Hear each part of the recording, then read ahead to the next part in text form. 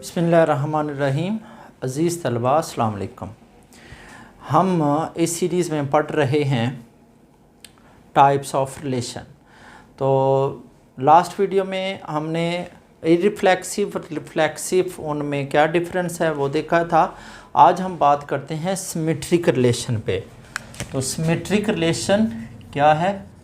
Very very important. सबसे पहले इसकी डेफिनेशन करते हैं। A relation R on a set A is said to be symmetric relation if A related to B, then B related to A, for all A B belongs to A। इसको हम ऐसे भी लिख सकते हैं A B belongs to R, then B A belongs to R, for all A B belongs to A। जी students, बहुत आसान सी डेफिनेशन है। अगर तो order pair A B relation में है तो देन बी ए बी होना चाहिए। अगर ये नहीं है तो फिर इसको चेक करने का फ़ायदा क्या है? चेक तब करेंगे जब ए बी होगा। कैसे? एग्जाम्पल से हम इसकी वजाहत करते हैं, फिर आपको अच्छे से समझ आएगी। जी स्टूडेंट्स, सपोज हमारे पास एक रिलेशन है 1-2, 2-1 और 2-3। जी, क्या ये सिमेट्रिक है? चेक करते हैं। 1-2 अगर है तो 2-1 होना चाहिए, बिल्कुल है। 2-3 अगर है तो 3-2 होना चाहिए, जो कि नहीं है। इसका मतलब ये सिमेट्रिक नहीं है। अब देखें 1-1, 2-3, 2-2, 2-3, 3-2, क्या ये सिमेट्रिक है? 1-1 इसका 1-1 है तो इसका उलट भी क्या होगा? 1-1। तो हर डायगोनल जो है, हर डायगोनल ऑर्डर पेयर अपना सिमेट्रिक होता है, खुद का ही सिमेट्रिक होता है। तो लिहाजा ये भी सिमेट्रिक है, बिल्कुल ओके है, ये भी ठीक है। अब 2-3 है तो क्या होना चाहिए? 3-2 होना चाहिए, ये भी है। इट मीन्स डैट कि ये जो रिलेशन मैंने लिखा है ये सिमेट्रिक है। अब एक और देखें, सपोज मैं लिखता हूँ 5, तो अब देखें स्टूडेंट, क्या ये सिमेट्रिक होगा? जी, कंडीशन क्या है? डेफिनेशन ये है कि इफ अगर ये पेयर है तो इसको चेक करो। अब इसमें इफ पेयर ही कोई नहीं है तो चेक भी किसी को नहीं करेंगे, तो लिहाजा ये भी सिमेट्रिक है। ठीक है, आई होप कि आपको समझ आई है। अगर तो ए रिलेटेड टू बी होगा तो चेक करेंगे ना, अगर है ही नहीं तो चेक क्या करेंगे? इसका मतलब है कि ये भी सिमेट्रिक है और ये सबसे छोटा सिमेट्रिक है, ये है मिनिमम। सबसे छोटा अगर सिमेट्रिक कहा जाए कौन सा होगा? तो एम्प्टी रिलेशन सबसे छोटा सिमेट्रिक है। जी स्टूडेंट्स, अब बात करते हैं फुल रिलेशन की। तो क्या ये जो है ये सिमेट्रिक है? बिल्कुल है, क्योंकि इसमें आइडेंटिटी तो अपने आप पर सिमेट्रिक होते हैं, तो उसको चेक करने का फ़ायदा नहीं है। बाकी जितने नॉन डायगोनल हैं तो नॉन डायगोनल में हर एक का रिवर्स है। 1-2 अगर है 2-1 भी इसमें है, तो लिहाजा ये भी सिमेट्रिक है। और ये क्या है? मैक्सिमम। ये सबसे बड़ा रिलेशन है जो कि सिमेट्रिक है। जी। और देखते हैं, सपोज हमारे पास है 2 3, जस्ट 1 पेयर, तो क्या ये सिमेट्रिक होगा? बिल्कुल नहीं। अगर 2 3 है तो 3 2 भी होना चाहिए। इसका मतलब है ये सिमेट्रिक नहीं है। एक और देखते हैं, सपोज हमारे पास है 1 2 2 1। जी स्टूडेंट्स, क्या ये सिमेट्रिक होगा? 1 2 अगर है तो 2 1 होना चाहिए, बिल्कुल ये है। तो आई होप कि आपको सिमेट्रिक की समझ आ चुकी है। सिमेट्रिक में ये जो इफ़ है, इसका मतलब है अगर ये है तो चेक करें, तो इसको मस्ट होना चाहिए। अगर ये नहीं है तो फिर ये कंडीशन आपने देखनी ही नहीं है। तो आई होप कि आपको इसकी डेफिनेशन और एग्जांपल्स की अच्छे से समझ आई है। अब हम क्या करते हैं, देखते हैं कि किसी भी सेट के जो पॉसिबल सिमेट्रिक रिलेशन है वो कितने बन सकते हैं। देन हम इसका ग्राफ ड्रा करते हैं, डायरेक्टेड ग्राफ। उसमें देखेंगे कि क्या कंडीशन लागू होगी और इसका मैट्रिक्स भी बनाते हैं। जी स्टूडेंट्स, टोटल नंबर ऑफ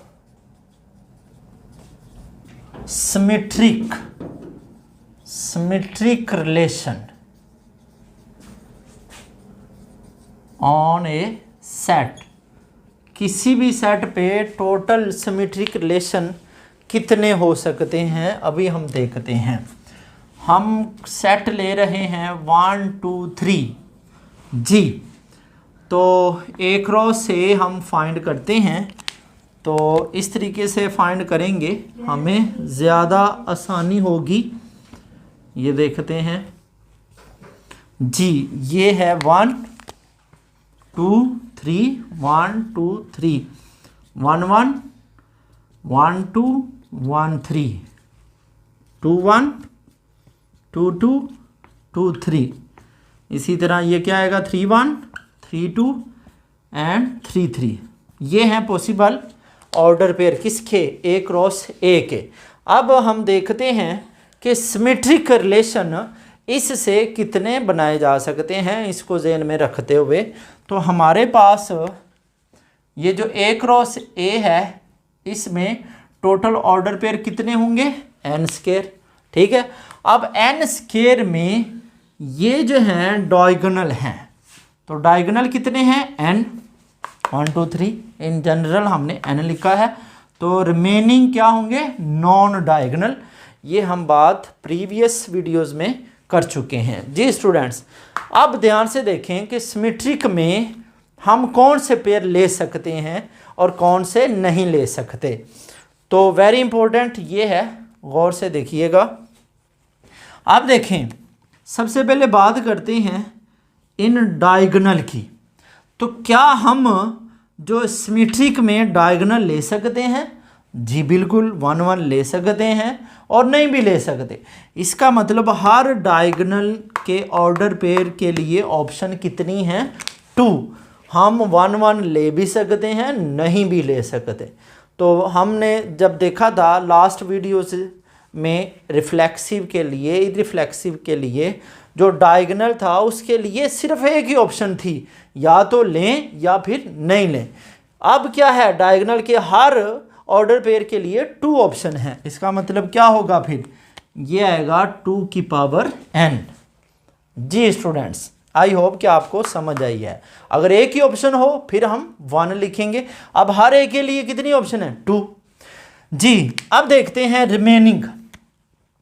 अब रिमेनिंग हमारे पास ये जो हैं, ये सारे क्या हैं?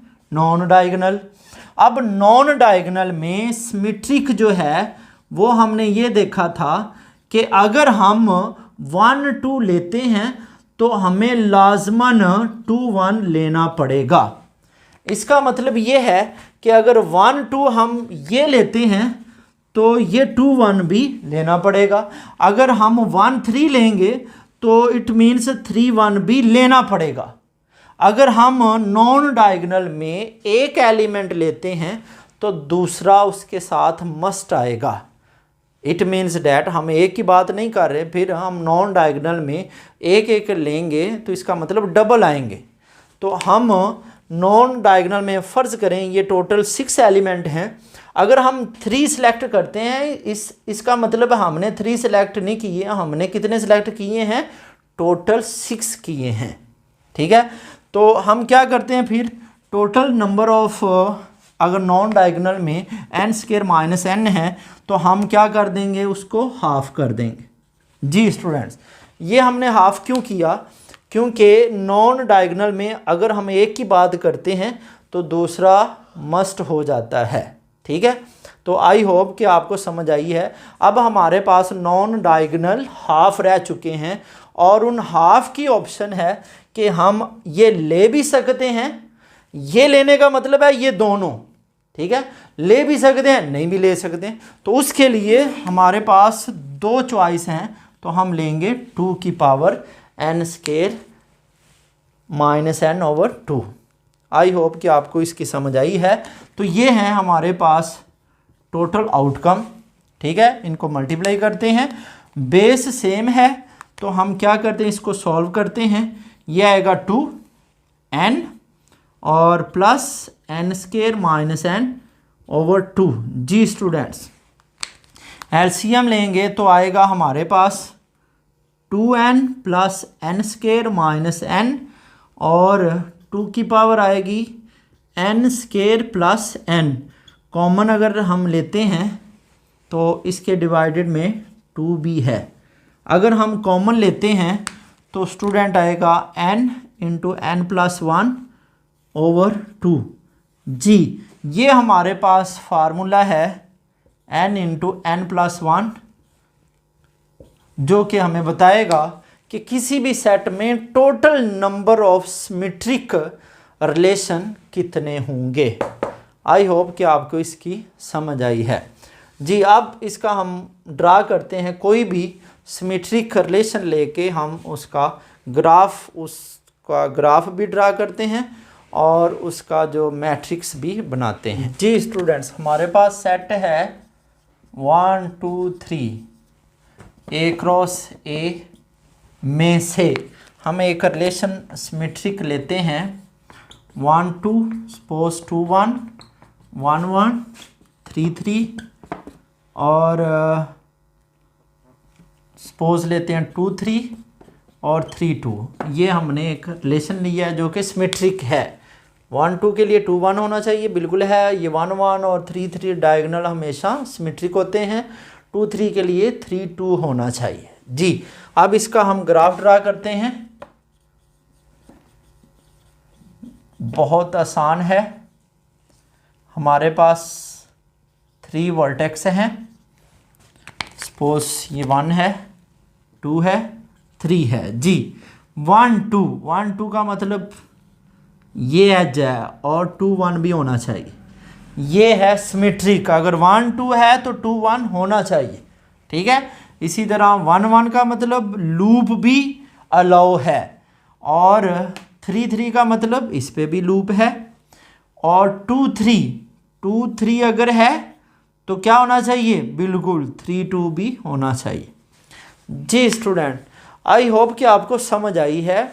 सिमेट्रिक में ग्राफ देखते ही पहचान कैसे होगी, लूप बने, ठीक है, नो प्रॉब्लम, बट एज जो है अगर 1 2 है तो 2 1 होना चाहिए। ठीक है, और अगर 3 2 है तो 2 3 भी होना चाहिए। अब इसका मैट्रिक्स देखते हैं, इसमें भी सिमेट्रिक आपको नजर आएगी 1 2 3 1 2 3। जी, इसको ही चेक करते हैं 1 2 1 2, यहाँ पे 1 आ गया तो 2 1, तो 2 1। ठीक है, 1 1 1 1 3 3। जी स्टूडेंट्स, 3 3 यहाँ पे 1 आएगा, 2 3 ये भी 1 आएगा और 3 2 ये भी 1 आएगा। रिमेनिंग हम 0 कर देते हैं। जी स्टूडेंट्स, इसमें क्या सिमेट्रिक है वो चेक करते हैं। ये हमारे पास कॉलम 1 है, तो कॉलम 1 और रो 1 चेक करो, सेम कॉलम 1 1 1 0, तो ये भी 1 1 0 है।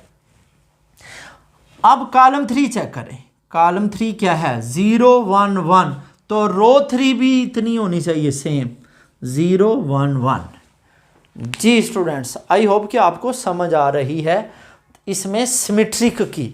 अब देखें तो अगर आप रो 2 चेक करते हैं तो कॉलम 2 भी सेम होगा, रो 2 1 0 1, कॉलम 2 1 0 1। तो ये है इसका मैट्रिक्स। तो आई होप आपको सिमेट्रिक रिलेशन की अच्छे से समझ आई है। अब हम नेक्स्ट वीडियो में इंशाल्लाह बात करेंगे एंटी सिमेट्रिक की। तब तक के लिए अल्लाह हाफिज़।